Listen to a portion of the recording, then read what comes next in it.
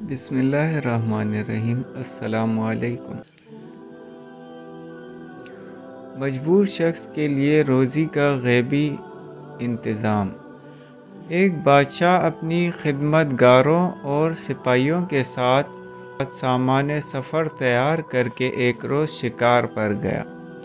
جب وہ پہاڑ کے دامن میں دوپہر کا کھانا کھانے دسترخوان پر بیٹھا تو ایک شاہین نے اچانک آ کر اس کے سامنے سے بھنے ہوئے مرغ کو پلک جھپکتے ہی اٹھا لیا اور تیزی سے اڑتا ہوا چلا گیا۔ بادشاہ یہ بھنا ہوا مرغ کھانا چاہتا تھا لیکن وہ دیکھتا ہی رہ گیا۔ اس نے فوراً ہی اپنے سپاہیوں کو حکم دیا کہ گھوڑوں پر سوار ہو کر شاہین کا پیچھا کریں اور مرغ واپس لے کر آئیں۔ فوراً ہی لشکر روانہ ہو گیا، یہاں تک کہ شاہین کا تعاقب کرتا ہوا پہاڑ کے دامن میں جا پہنچا، اور اس کے بعد جب سپاہیوں نے دیکھا کہ شاہین پہاڑ کی دوسری جانب جا چکا ہے تو فوراً ہی یہ سپاہی گھوڑوں سے اتر گئے اور پہاڑ کی بلندی پر جا پہنچے۔ پہاڑ کی دوسری جانب پہنچنے کے بعد انہوں نے بڑا عجیب و غریب منظر دیکھا۔ ان کے سامنے ایک شخص تھا جس کے ہاتھ اور پاؤں بندھے ہوئے تھے اور وہ زمین پر پڑا ہوا تھا، اور بنا ہوا مرغ دسترخوان سے اٹھا کر لانے والا شاہین بڑے مزے سے اس شخص کی مہمان نوازی کر رہا تھا۔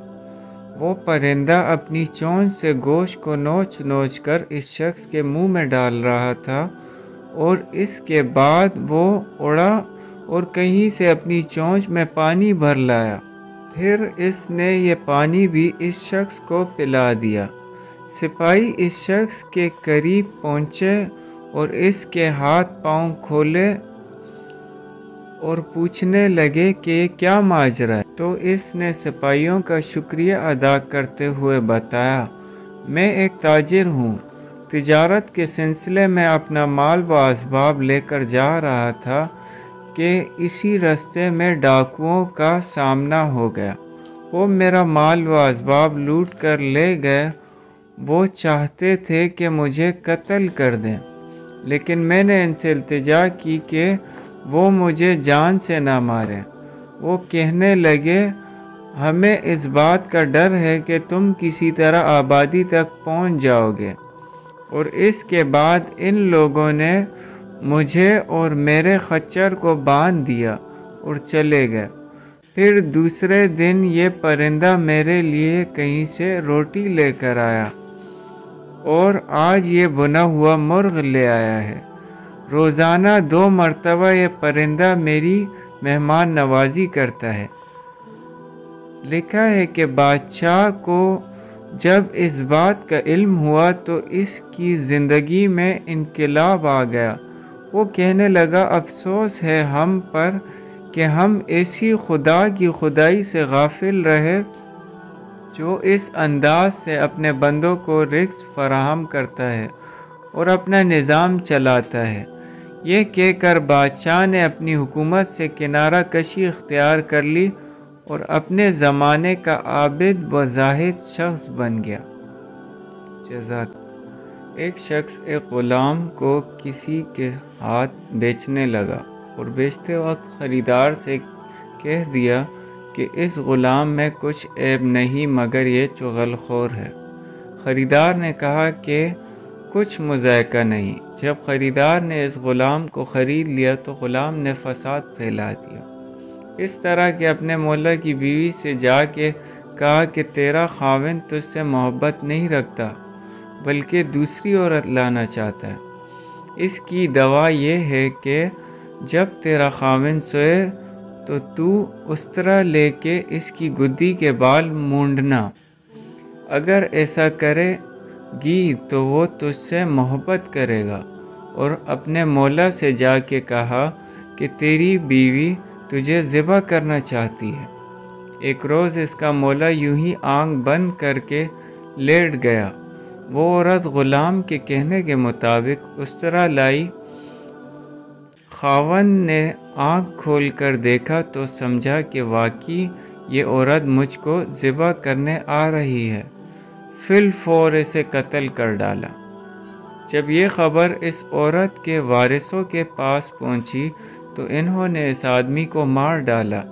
اس غلام کی چغل خوری کے سبب یہ فساد عظیم واقع ہوا۔ اللہ پاک ہمیں تمام گناہوں سے اپنی پناہ میں رکھے، آمین۔